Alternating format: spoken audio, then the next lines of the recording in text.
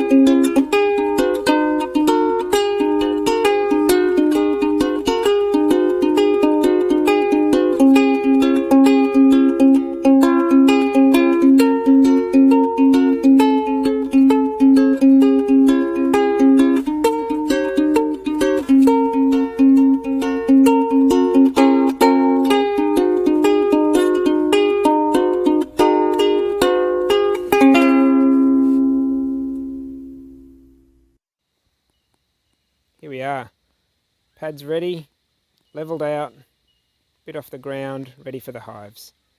It's a bit more westerly facing than I would have liked, but we are tucked away pretty nicely in the bush, so the bees should be sheltered from the hot western sun.